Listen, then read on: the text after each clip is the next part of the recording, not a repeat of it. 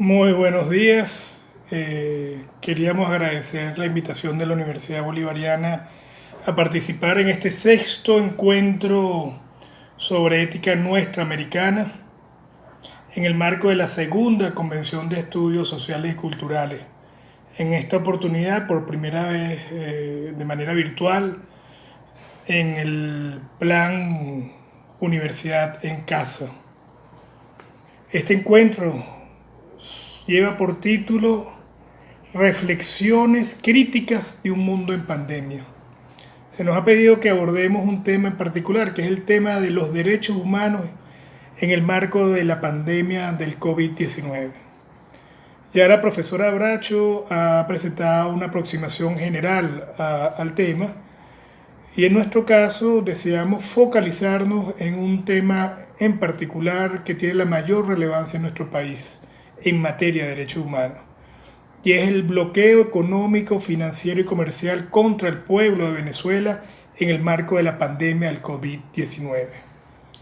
Como todos sabemos, nuestro país desde diciembre del año 2014 es víctima de un bloqueo inmoral, injusto e ilegal del gobierno de Estados Unidos contra Venezuela, que se formalizó en diciembre de 2014 con la aprobación en el Congreso de Estados Unidos de la Ley 114-278, que paradójicamente lleva el nombre de Ley de Defensa de los Derechos Humanos y la Sociedad Civil en Venezuela, que impone formalmente, jurídicamente, el bloqueo contra nuestro país y contra nuestro pueblo.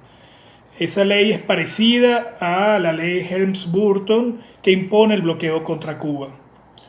Es una ley que establece la prohibición de realizar cualquier tipo de transacción económica, financiera o comercial con el Estado venezolano y particularmente con dos de sus entes más importantes. PDVSA, que es quien genera los ingresos, digamos, a nuestro país, y el Banco Central de Venezuela, que es la máxima autoridad monetaria y que administra las reservas internacionales. Esa ley impone severas sanciones, dice textualmente, a quienes incumplen con esta prohibición. Pero además incorpora dentro de las sanciones la posibilidad de la confiscación de bienes de cualquier persona, empresa, institución social que pretenda establecer relaciones comerciales con nuestro país.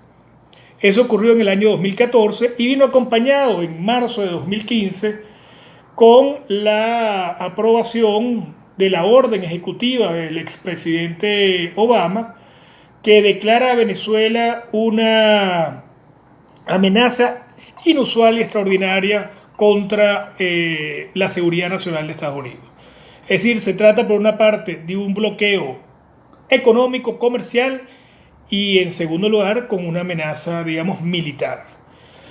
Desde entonces, estos 5 años de bloqueo, se han dictado más de 300 medidas coercitivas unilaterales dirigidas a estados, empresas privadas, aeronaves, buques, personas que han intentado o que han realizado transacciones comerciales con nuestro país.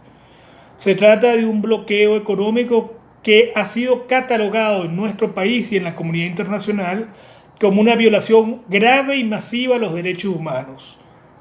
Para dar simplemente un ejemplo del impacto que ha tenido en los derechos fundamentales a la vida, a la salud, a la alimentación, quisiera hacer mención a dos ejemplos concretos.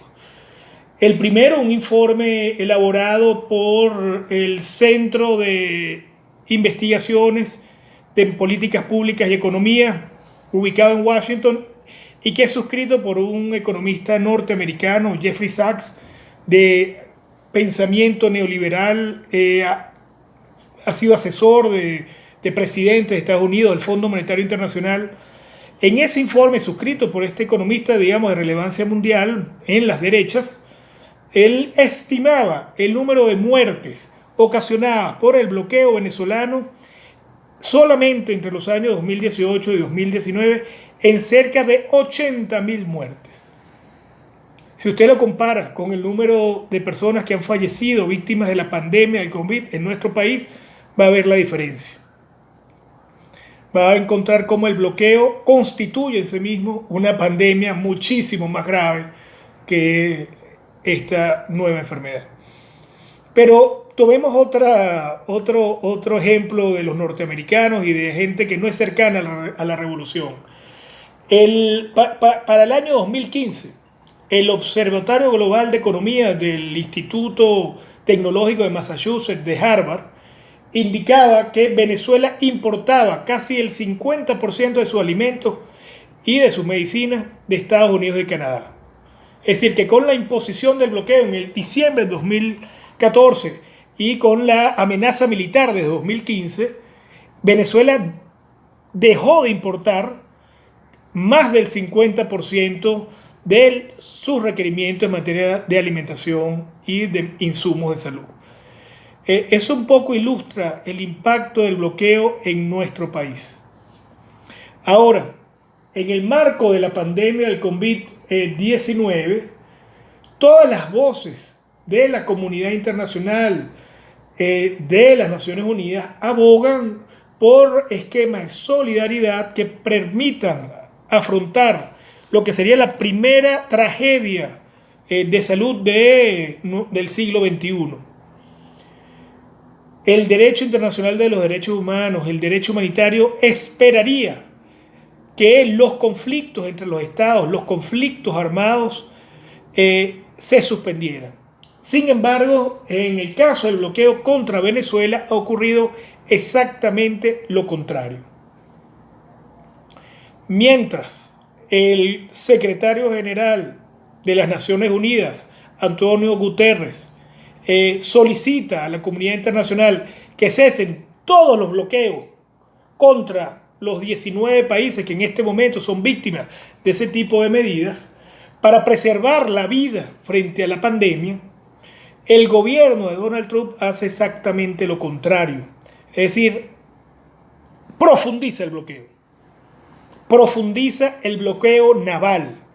Para esta fecha, el gobierno de Estados Unidos ha impuesto no solamente más de 300 medidas coercitivas unilaterales, sino que además ha sancionado 65 buques y más de 80 aeronaves, todas dirigidas a impedir que los bienes esenciales en materia de salud, en materia de alimentación, en materia de hidrocarburos lleguen a Venezuela. E inclusive esas medidas coercitivas unilaterales que inicialmente eran más bien de orden jurídico financiero, en este momento se están convirtiendo en una amenaza militar. En los próximos días están por arribar a Venezuela barcos con hidrocarburos a Venezuela procedentes de Irán. Barcos que han sido sancionados por el gobierno norteamericano, así como el Estado iraní, pero además que en este caso pretenden utilizar el despliegue naval que tienen en el Caribe para impedir que lleguen esos hidrocarburos. Cabría preguntarse en este momento si ese tipo de conductas no debería ser sancionado por la comunidad internacional, por las Naciones Unidas y particularmente por la Corte Penal Internacional. Ese tipo de conductas constituyen en nuestro criterio un delito de crimen de lesa humanidad, es decir, unos delitos sancionados bajo el Estatuto de Roma de la Corte Penal Internacional. Creemos que la pandemia ha permitido visibilizar el bloqueo contra Venezuela y visibilizar la terrible situación que genera en nuestro país. Y ha unido voces internacionales para solicitar que sea suspendido de manera definitiva. Para nosotros es una victoria que toda la comunidad internacional, que actores como Antonio Guterres, como la alta comisionada para los derechos humanos Michelle Bachelet, hayan levantado su voz para solicitar expresamente el cese del bloqueo. Bueno, muchísimas gracias y estamos atentos a sus intervenciones.